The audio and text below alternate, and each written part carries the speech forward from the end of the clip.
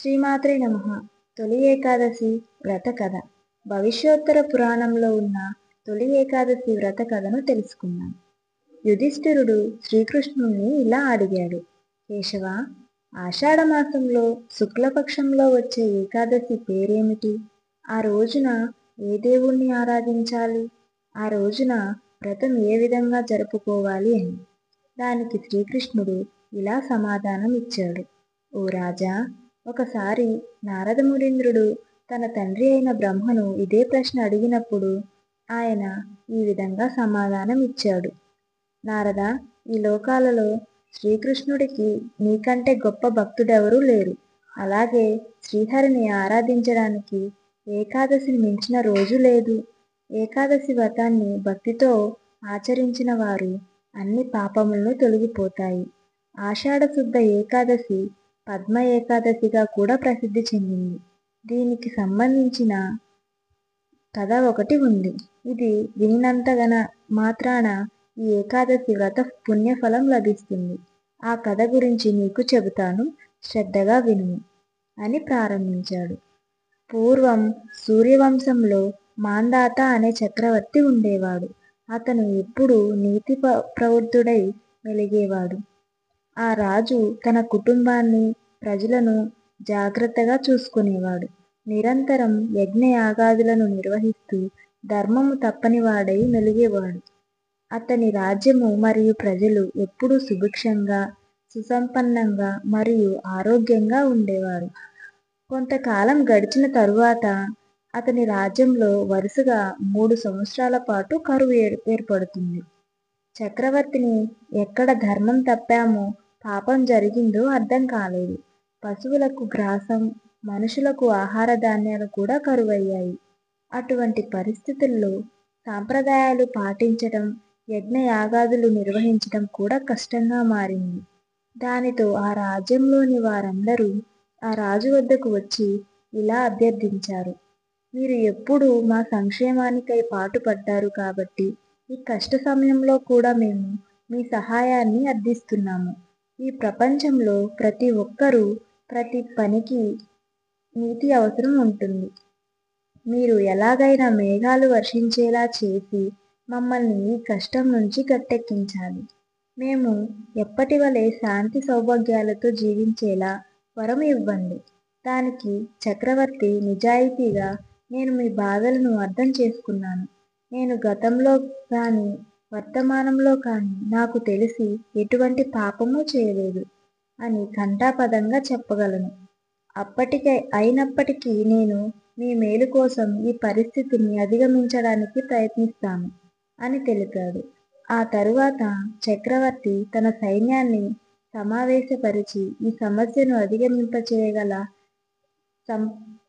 తపస్సంపన్నులు ఎవరైనా లభిస్తారేమో అని వెతకమని చూపించారు. తాను కూడా అక్కడ ఇక్కడ వెతుకుతూ బయలుదేరాడు. ఆశ్రమాలలో ఉన్న ఋషులను, మునులను అడిగి కేవలం 2వ బ్రహ్మ వంటి అంగీర ముని మాత్రమే తమ సమస్యను పరిష్కరించగలడని తెలుసుకున్నాడు. మాంధాత అంగీర ముని ఆశ్రమానికి చేరుకొని పద్మముల వంటి ఆయన పాదముల వద్ద కూర్చొని ఆయనను ప్రార్థించాడు. అప్పుడు అంగీరముని ఆయన ప్రార్థనకు సంతోషించి ఆ కీకార్యంలోకి కష్టతరమైన ప్రయాణం చేస్తూ ఎందుకు రావలసి వచ్చిందో తెలుపమని కోరాడు. దానితో రాజు, ఓ మునీంద్ర, నేను వేదాలలో తెలిపిన ప్రకారమే నా రాజ్యాన్ని పాలించాను. కానీ ప్రస్తుతం వచ్చిన కరువుకు కారణం నాకు తెలియదు. ఈ సమస్యను పరిష్కరించడానికి నేను మీ సహాయాన్ని కోరి వచ్చాను. దయచేసి నా ప్రజలు ఈ బాధల నుండి ఉపశమనం పొందడానికి సహాయం చేయండి అని అభ్యర్థించాడు. అప్పుడు ఆ అంగీరముని రాజుతో ఇలా అన్నాడు. ఓ మహారాజా, ఇప్పుడు సత్యయుగము అంటే ధర్మము 4 పాదాలలో నడిచే కాలము. ఇప్పుడు అందరూ తమ తమ బాధ్యతలను సక్రమంగా నెరవేర్చాలి. ఈ రాజ్యంలో కూడా అలాగే నెరవేరుస్తూ వస్తున్నారు. కానీ మీ రాజ్యంలో ఒక శూద్రుడు ధర్మవిరుద్ధంగా ప్రవర్తిస్తున్నాడు. ఆచారాలను పాటించడం లేదు. మీరు అతనికి మరణదండన విధిస్తే ఈ పాపం తొలగి మళ్ళీ మీ రాజ్యం సుభిక్షమవుతుంది అని తెలిపాడు.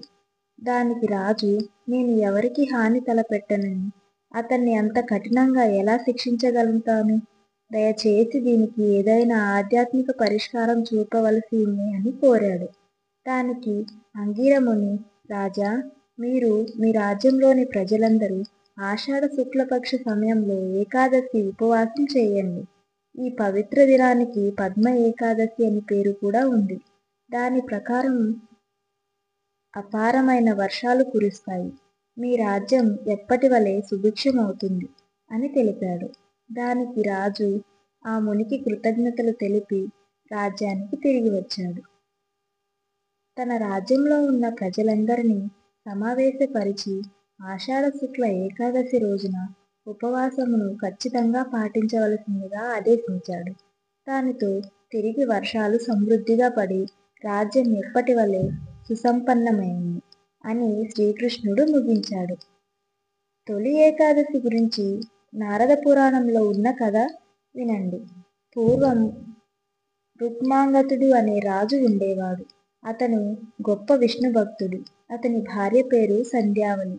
వారికి ధర్మాంగదుడు అనే కుమారుడు ఉండేవాడు. విష్ణు భక్తుడవడం వలన రుక్మాంగదుడు తొలి ఏకాదశి వ్రతాన్ని విధిగా భక్తి శ్రద్ధలతో పాటించేవాడు. తానే కాకుండా తన రాజ్యంలోని ప్రజలందరితోనూ ఏకాదశి చేయించాలని సంకల్పించాడు. ఈ వ్రతం వలన యమలోకానికి వచ్చే పాపుల సంఖ్య తగ్గుతుందని ఆందోళనతో యమధర్మరాజు రుక్మాంగదుని వ్రతం భంగం చేయాలని రంభను అతని దగ్గరికి పంపాడు. రుక్మాంగదుడు ఆమె అందానికి ఆకర్షితుడై ఆమెను తనతో ఉండమని కోరుతాడు. ఆమె దానికి తన కోరికలను రాజు మన్నించినంత కాలం మాత్రమే అతనితో ఉంటానని నిబంధన తెలుపగా రాజు ఆమె కోరికలు ఎప్పటికీ మన్నిస్తాడని వాగ్దానం చేస్తాడు.